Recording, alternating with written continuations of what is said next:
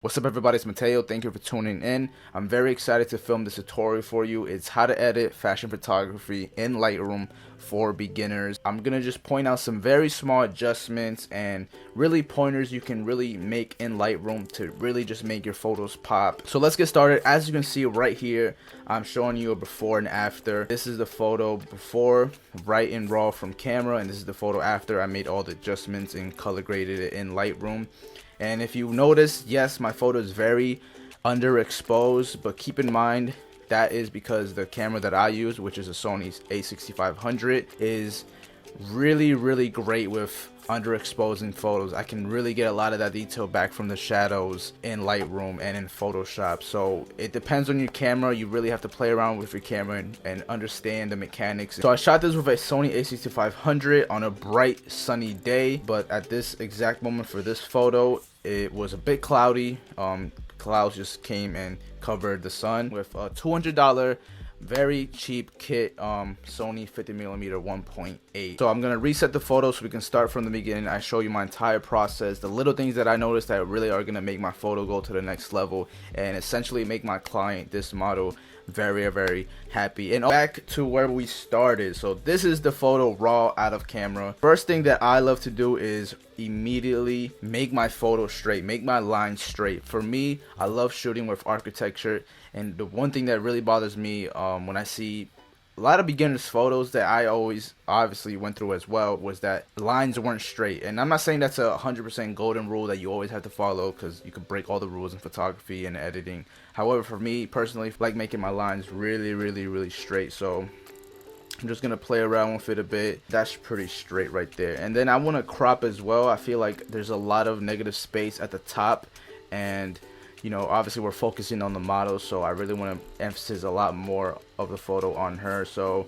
here's a great line that I see right here that I could just make the beginning of the photo. And since I did miss the other column, I'm just gonna cut it out completely. So I'm gonna go a little bit to the right. Now I go down and I hit remove chromatic aberration. Then I just profile correct my photos, simply because I do have a cheap lens and it is APC sensor, so I just want to make sure I can fix any distortion that I possibly can. Now I'm gonna change the white balance. I really want to make my photo a little bit warm, since it was a nice bright sunny day. She has some really great skin, you know, that cocoa butter skin. So I'm gonna put my white balance a little bit higher, and I could always adjust this later.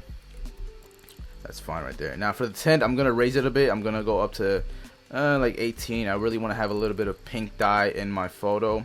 Exposure, like I said, it's clearly very dark, so I'll just raise it a little bit for now. I'm gonna set my black point. I don't like that faded black look. That's personally my choice, so I do like my blacks pretty dark. I like that right there. For the highlights, I'm gonna lower them a bit, and you'll see why very shortly. That's pretty good. Shadows, I'm gonna raise them up. Like I said, I underexpose because I know my camera and I know my settings, and I can get a lot of the details back in Lightroom. So I'm just gonna bring them up a lot, as much as I possibly can. That's good right there. See, I brought up back a lot of detail. I still have some great shadows from the sun, but obviously she's very well exposed now. Now the whites, I do want to bring them up a bit. I do want this photo to be nice, bright, and clean. That is what I'm going for. We're gonna go back to this because I'm gonna now play around with, which is my tone curve. I'm really gonna balance out all the adjustments I made up top, and then I'm gonna go back to them after I make my tone curve. So I like my tone curve for the blacks to be just 0. Like I said, I don't really do much with my blacks. I like them pretty dark. Here I'm gonna play around with this and raise this up a bit. It's all by eye, so that looks good right there for me. Like I said, I want this photo pretty nicely lit. And I'm gonna fade the whites just a tiny bit. Right there. That's good. So clarity, I'm just gonna add like around 15. Typically that's what I like to do. Just give that photo a little bit of a pop. I like to lower my vibrance just a bit and lower my saturation just a bit. That looks good to me for what we are at right now. I love what clarity does. It just makes especially when you have this concrete type of background, this street background, it just makes that texture pop a bit more, in my opinion. Alright, now let me play around with the colors a little bit. I do want to make sure that her skin isn't this nasty orange that it is right now. I don't play around much with the reds. I just like to desaturate them just a bit, and not too much, because then I don't want to lose that pop in her lips. So that's fine. I'm reading right there. The oranges, like I said, her orange is really nasty right now, so I'm just gonna play around with the hues. And this photo has a lot of yellows, so I'm gonna take that to my advantage because she is wearing a yellow blazer. So I'm keeping in mind what colors are complementing not only where we shot, which is this amazing architectural building, but also what she's wearing and how it's going to complement her skin. And so the luminance for the orange, I'll just brighten it a little bit because it's pretty strong right now. Actually, let's go back to clarity and presence. So the yellows, we have a lot of yellows, so I'm going to lower the hue a bit. It is pretty strong. Saturation, I'm going to raise it a bit.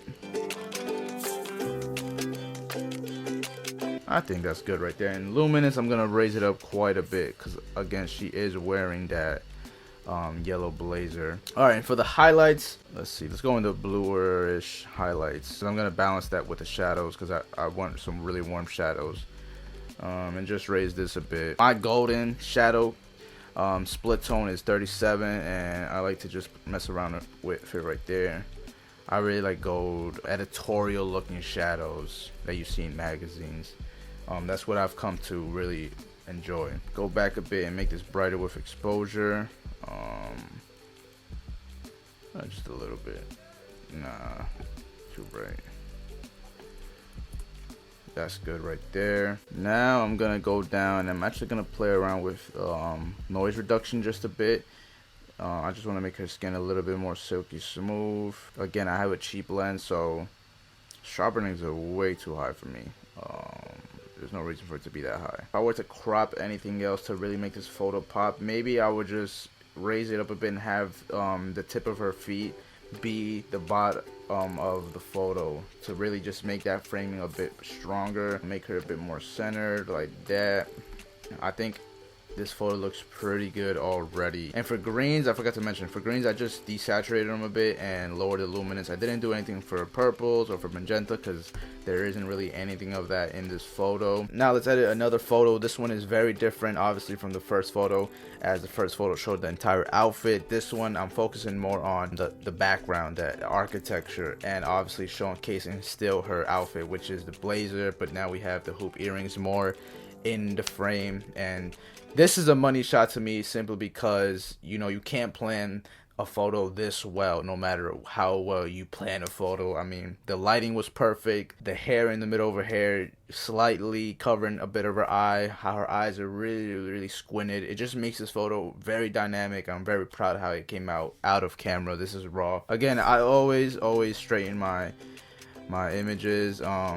It's just I can't do anything before I do that, so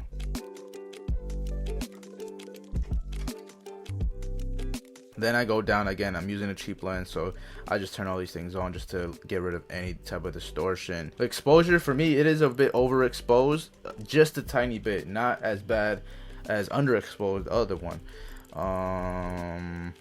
That's good. I mean, I still get a lot of detail in the hair, and I have a lot of room to play with for the highlights and the whites. No contrast here.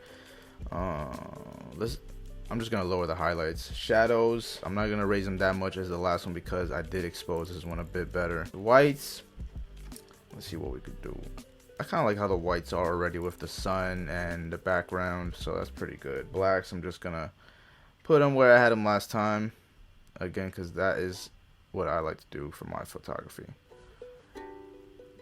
That's good. Clarity, let's do like 5 just to really give it a little bit more punch. Vibrance, I'm gonna stick to the same numbers as the last photo simply because it's the same shoot, same lighting situation essentially. There's not much of a huge difference that I need to create here.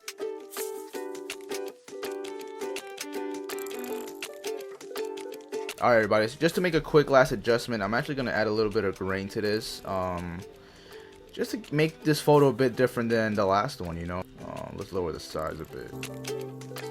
So when we zoom in, you have that you know, that Vogue look, that the magazine editorial look, because of a little bit of green. And that, ladies and gentlemen, is a before and after. I do believe the raw photo was very well exposed. I'm really happy how that raw photo came out. Again, this is a banger. This is those photos that you really just can't plan because everything was just perfect at that one specific moment. So I hope this video really helped you out understanding just a little bit of the basics of fashion photography, how you can make the model stand out, how you can use the colors that she's wearing on her outfit to your advantage when you're shooting in a specific location, and then when you go to edit the post, you already know what you're kind of going for. Thank you again for 1,000 subscribers. I'll have the preset linked in the description. Free download, no need to buy it whatsoever. When you're shooting, just really take a bit of a step back and look at your background, look at the location you're shooting in, then look again at the model and see what she's wearing, what colors she's wearing, and then see if maybe the location you're shooting in isn't also up to par, isn't really matching what she's wearing, and then go look for another location, do a little bit of walking, get some exercise, and really do those small adjustments that once you go and post, it's gonna make your process a bit easier and really develop your style. So hope this video helped you out. Thank you for watching. Subscribe to support the channel, like this video. Thank you.